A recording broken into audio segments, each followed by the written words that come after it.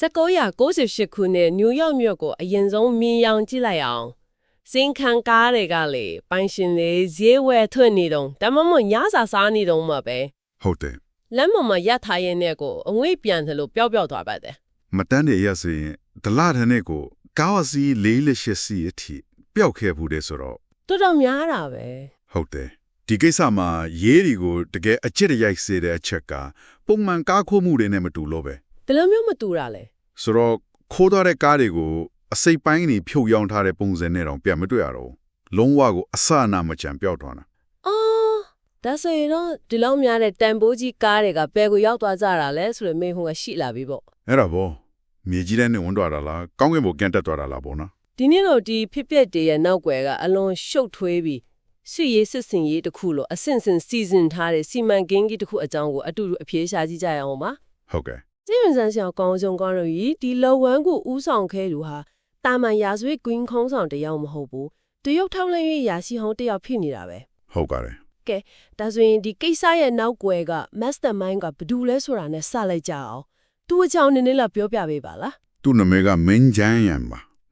သူကတရုတ်စစ်တပ်ကနေထုတ်ပယ်ခံထားတဲ့ထောက်လှမ်းရေးအရာရှိဟောင်းတယောက်ပါတကတ်ထွက်ပြီးရှန်ဟိုင်းကိုပြန်ရောက်လာတဲ့ခါမှာသူကအခွင့်အရေးတစ်ခုကိုတတိထားမိသွားတယ်အဲ့ဒီအချိန်တရုတ်ပြည်မှာအနောက်နိုင်ငံထုတ်ဇင်ခံကားတွေကိုတရားဝင်တင်သွင်းလို့မရသေးဘူးဆိုတော့မောင်ခိုဈေးခွဲကအပေါင်းကြီးနေမှာပေါ့အကြီးကြီးပဲဒေါ်လာ3သိန်းတန်ကားတစ်စီးကိုတရုတ်ပြည်မှာအနည်းဆုံးဒေါ်လာ2သိန်းနဲ့ပြန်ရောင်းလို့ရတဲ့အချိန်ကြီးလေဒါဆိုသူ့ဈေးကွက်ကိုတွေးပါပြီသူ့ရဲ့ထောက်လန်းရေးနောက်ခံကတော့ဒီလုပ်ငန်းမှာဘယ်လောက်ထိအသုံးဝင်ခဲ့လဲအဲ့ဒါကအဓိကတော့ချက်ပဲသူကတာမန်ရာဇဝတ်တပ်တွေရောက်လို့မစင်စားဘူးရှန်ဟိုင်းမှာရှိတဲ့ Triangle ကိုင်းတစ်ခုကိုချင်းကပ်ပြီးသူ့အစီအစဉ်ကိုတင်ပြလိုက်တယ်ကိုင်းကလည်းသူ့ရဲ့စနစ်ကြမှုကိုသဘောကျပြီး American Dollar 9သိန်းကိုမသိငွေအဖြစ်ထုတ်ပေးလိုက်တယ်ပြီးတော့သူ့ညာလယုံဖီလာမဲ့ဘိုချောင်းဆိုတဲ့လူကိုပါထည့်ပေးလိုက်တာ Okay ဒါဆိုသူကအမေရိကန်ကိုနာမည်ခွားနဲ့ယုံလာပြီကန်နီဆိုတဲ့နာမည်နဲ့ဟုတ်ပါတယ်ဒီလောက်ကြီးမားတဲ့စီမံကိန်းတစ်ခုကိုစဟိုအတွက်သူ့ရဲ့ပထမဆုံးခြေလှမ်းကဘာဖြစ်မလဲလူစုတာလားပင့်မရှာတာလားမြန်လို့အဲ့ဒီလိုချင်ကြမှာပဲဒါပေမဲ့သူ့ရဲ့ထောက်လှမ်းရေးစက်ကတခြားသူတွေနဲ့မတူသူ့အတွက်အရေးကြီးဆုံးက base of operations လို့ခေါ်တဲ့လုံခြုံတဲ့ဌာနချုပ်တစ်ခုပဲကိုရောင်းတစ်ခုကိုရင်ရှာတာပေါ့ဟုတ်ကဲ့ကိုတောင်ရွေးတဲ့နေရာမှာလောင်သူ့ရဲ့အသေးစိတ်စီစဉ်တတ်မှုကိုတွေ့နိုင်နေဗျဘယ်လိုမျိုးလဲသူရွေးတဲ့နေရာကလေရဲကင်းလေလက်လီမရှိတဲ့နေရာရာဇဝမှုနှုံနေတဲ့ရက်ခွက်ထရမယ်ဘာလို့လဲရာဇဝမှုများတဲ့နေရာဆိုပိုပြီးတတိမထားမိတော့ဘူးမဟုတ်လားအဲ့လိုမဟုတ်ဘူးရာဇဝမှုများတဲ့နေရာမှာဆိုရင်ရဲတွေရဲ့အာယုံစိုက်မှုကိုခံရနိုင်တယ်လေအဲ့တော့သူကလူအများတတိမထားမိနိုင်တဲ့နေရာက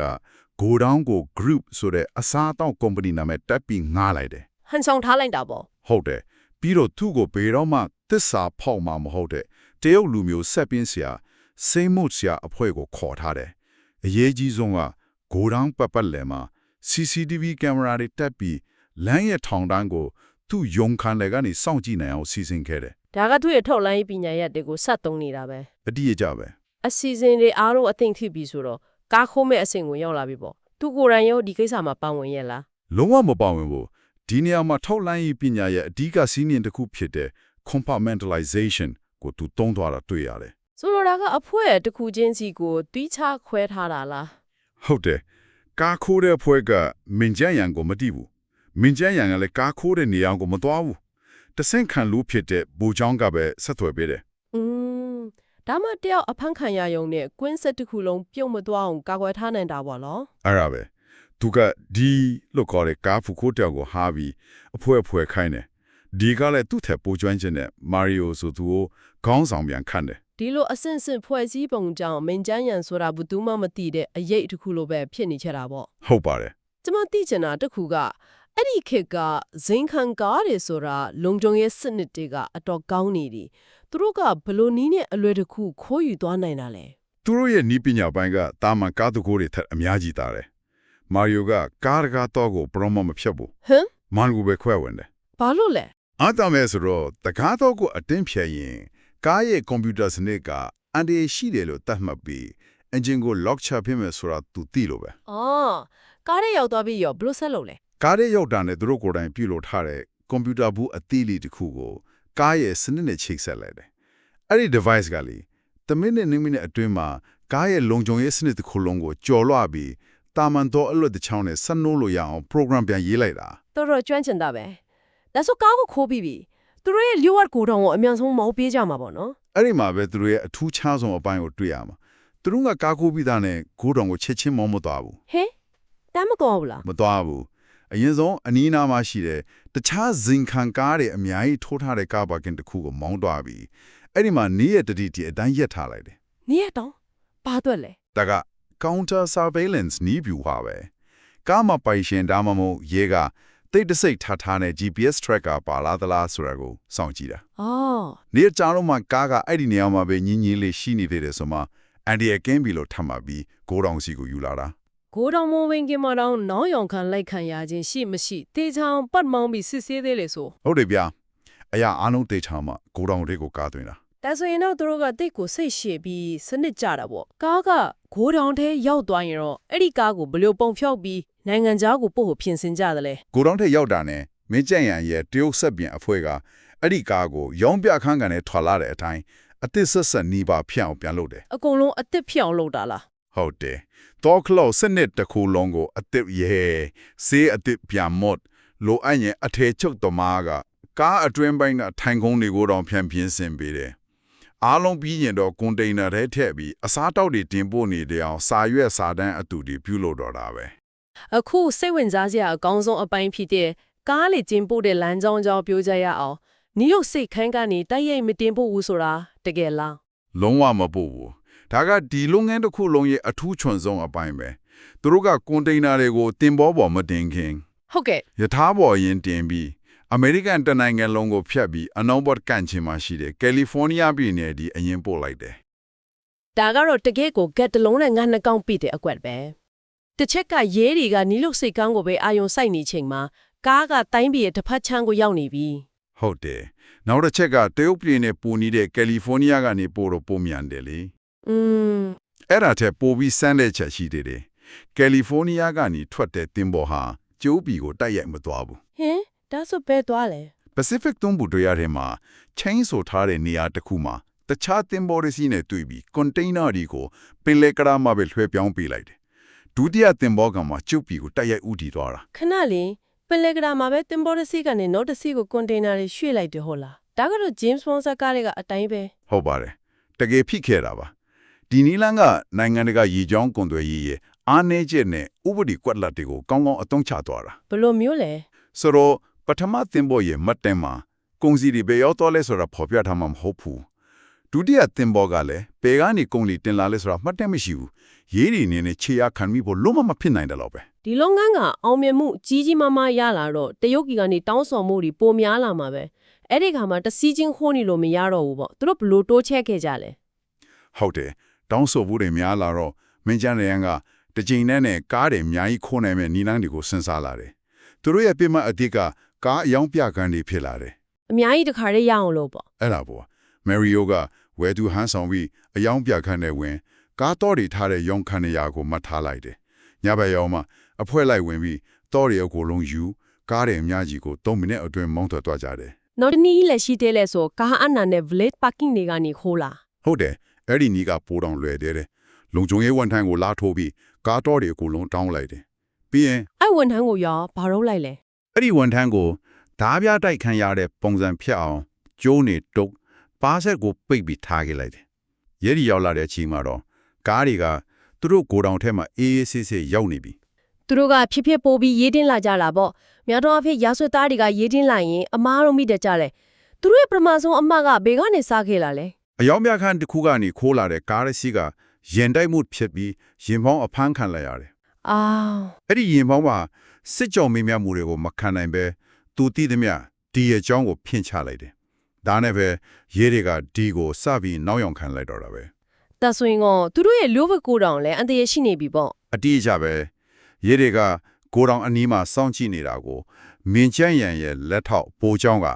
CCTV ကနေတဆင့်တတိပြုမိသွားတယ် ဒါပေမဲ့ဒီနေရာမှာမင်းကျန်းရန်ရဲ့ထူးချွန်မှုကိုထပ်တွေ့ရတယ်သူလုံးဝတုံလို့မသွားဘူး ဘလို့လုပ်လိုက်လဲ easy တိတ်ထိုးသွားခဲ့တယ် ရဲတွေဝင်စည်းဖို့ရောက်လာတော့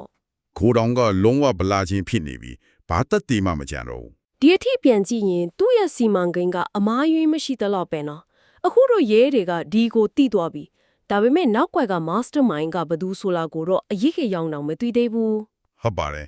်တကယ်ကြောင်တဲ့ကြွက်ကစားပွဲကအခုမှစတာပဲရေးတွေဟာဒီရက်ဖုန်းကိုတရားရုံးခွင့်ပြုချက်နဲ့ကြားဖြတ်နားထောင်မှုကြိုးစားတယ်ဒါပေမဲ့အလွန်ခက်ခဲခဲ့တယ် ဘာလို့လဲသူတို့ကဖုန်းတွေအများကြီးသုံးလို့လား ဟုတ်တယ်စကားဝတ်တွေတုံးတယ်ဖုန်းတွေကိုတစ်ခါသုံးပြီးလွန့်တစ်တယ်ဖုန်းနံပါတ်တွေအဆက်မပြတ်ပြောင်းကြတယ်ဒါတွေအားလုံးကထောက်လိုင်းရေးတွေတုံးတယ်နီးပဲ ဒါဆိုရဲတွေကဒီဆက်တွေရဲကွန်ရက်ကိုဘယ်လိုထိုးဖောက်နိုင်ခဲ့လဲ ဒီနေရာမှာရေးတွေရဲ့ပါနမှုကိုတွေ့ရတယ်သူတို့ကဒီရဲ့ဖုန်းကိုပါနားမထောင်တော့ပဲသူမိသားစုဝင်နေအထူးသဖြင့်သူ့ဇနီးရဲ့ဖုန်းကိုပါနားထောင်ဖို့ခွင့်ပြုချက်ယူလိုက်တယ် အာဘာလို့လဲဆိုတော့လူတစ်ယောက်ကဘယ်လောက်ပဲဖုန်းနံပါတ်တွေပြောင်းသူမိသားစုကိုဆက်သွယ်ဖို့တော့နံပါတ်အသစ်ကိုပေးရမှာပဲလी အဲ့ဒီအချက်ကိုအတုံးချလိုက်တာပဲဒီနည်းနဲ့ဒီရဲ့ဖုန်းနံပါတ်အသစ်တွေကိုချဲရခံနိုင်ခဲ့တယ် နောက်ဆုံးမှာတော့သူတို့လိုချင်တဲ့အခွင့်အရေးကိုရခဲ့တယ်ပေါ့ ဟုတ်တယ်တနေ့မှာဒီနဲ့သူ့အထက်လူတယောက်ဖုန်းပြောတဲ့အခါမှာ Kenny ဆိုတဲ့နာမည်ကိုပထမဆုံးအကျဉ်းချလိုက်ရတယ် အေး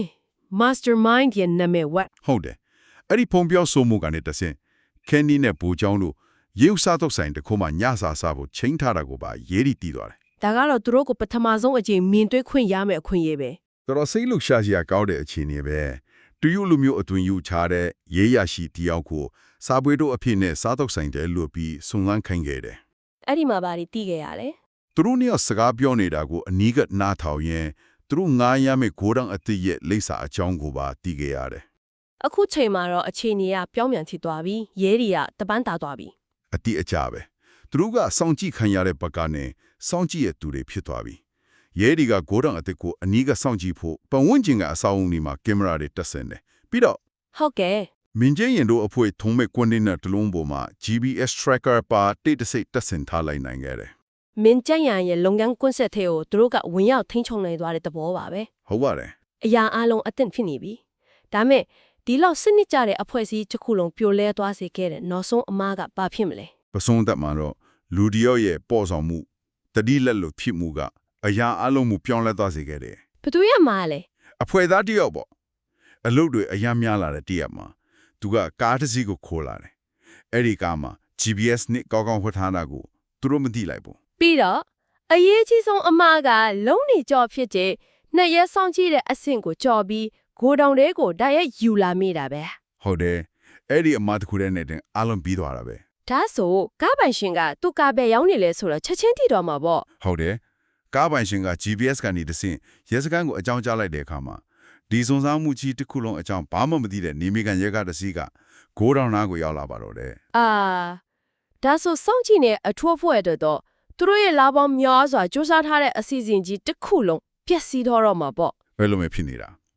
မြင်နေရပေမဲ့ဝင်တာလို့မရတဲ့အချက်အတည်းဖြစ်နေခဲ့တယ် အေးယုံနိုင်စရာပဲကိုတောင်းတဲ့လူတွေကတော့ဘယ်လိုတုံ့ပြန်ခဲ့လဲ သူတို့ရဲ့ CCTV ကနေရဲကားတစ်စီးချင်းကပ်လာတာကိုမြင်တော့ထိတ်လန့်တကြားနဲ့ဂိုးတောင်တကားလေးဖွင့်ပြီးပြေးထွက်လာကြတယ် အဲ့ဒီအချိန်မှာပဲအထွတ်ဖွဲ့ကဝင်ဖတ်လိုက်တာလား ဟုတ်တယ်ဒီအချိန်ကိုစောင့်နေတဲ့အထူးဖွဲ့ကလည်းအချက်ပြပြီးပြေးထွက်လာတဲ့အလုပ်သမားတွေကိုဝင်းရောက်ဖမ်းဆီးပါတော့တယ် တကယ်ကိုရုပ်ရှင်ဆန်နဲ့ဖန်ဆီးမှုပါပဲဒါမှမင်းကြံ့ရန်ကတော့သူကအဲ့ဒီနေရာမှာရှိမနေတော့ဘူးထင်တယ် မှန်ပါတယ် तू ကအဲ့ဒီနေရာမှာမရှိခဲ့ဘူးဒါပေမဲ့ရဲတွေကစားတုပ်ဆိုင်မှာတွေ့ကြတဲ့ကသူ့ရဲ့နေရက်လိပ်စာကိုကြိုတင်ဖော်ထုတ်ထားပြီးသား ဒါကြောင့် तू အိမ်ကနေထွက်လာတဲ့အချိန်မှာပဲအသင့်ဆောင်ပြီးအေးဆေးဆေးဖမ်းဆီးလိုက်နိုင်ခဲ့ပါတယ် နောက်ဆုံးတော့ဒီညံနေနဲ့မျက်နှာရာဇဝတ်ကောင်ကြီးကိုဖမ်းမိသွားခဲ့ပြီစစ်ဆေးမိမဲ့မှုတွေအပြီးမှာတော့ကင်နီးဆိုတာတရုတ်စစ်တပ်ကထောက်လိုင်းရဲ့ရရရှိဟောင်းမင်းကြံ့ရန်ဖြစ်ကြောင်းအတည်ပြုနိုင်ခဲ့တယ် ဟုတ်ပါတယ်ဒါပေမဲ့သူ့ကိုကားခုမှုနဲ့တရားစွဲလို့မရခဲ့ဘူးငွေကြေးအလွယ်တုံးစားမှုနဲ့ပဲထောင်ဒဏ်10နှစ်ချမှတ်နိုင်ခဲ့တယ် ဟုတ်လားပိုပြီးအံ့ဩစရာကောင်းတာကသူရှာဖွေခဲ့တဲ့ခမန်ကြီးဒေါ်လာတန်း40ကိုလည်းဒေါ်လာမှပြန်မရတဲ့ဘူးဆို ဟုတ်တယ်အဲ့ဘယ်ဆိုင်ဒီကအမေရိကန်ဘန်စနစ်ထဲမှာမရှိဘူးလေသူကတရုတ်နိုင်ငံကိုတရားမဝင်နီးလန်းနေနဲ့ပို့ပြီးသိမ်းဆည်းထားခဲ့တာ ဒီအဖြစ်အပျက်တစ်ခုလုံးကိုပြန်သုံးသပ်ကြည့်ရင်တော်တော်လေးစိတ်ဝင်စားစရာကောင်းတဲ့မိဟုန်းတစ်ခုကြံခဲ့ပါတယ်ဟုတ်ပါတယ်အဖွဲသားတယောက်ရဲ့ပေါ့ဆောမှုကြောင့်သူဖန်ခန့်ရတယ်ထောင်ထဲလက်ကြခန့်ရတယ် ဒါပေမဲ့နောက်ဆုံးမှာတော့သူရှာဖွေခဲ့တဲ့ကြီးမားတဲ့အကျိုးအမြတ်တီကိုတော့ဥပဒေကပြန်လဲမသိမ်းယူနိုင်ခဲ့ပါဘူး ဒါကြောင့်မို့လို့ဒီလိုညံနေညံနဲ့များတဲ့ရာဇဝဲကဘာနဲ့ဥပဒေစိုးမိုးရေးကြားကကစားပွဲမှာ ဘသူကအမှန်တကယ်အနိုင်ရသွားတယ်ဆိုတာကတော့ဆက်လက်တွေးတိုးစရာတစ်ခုအဖြစ်ကျင့်ရှိနေခဲ့ပါတယ်ရှင်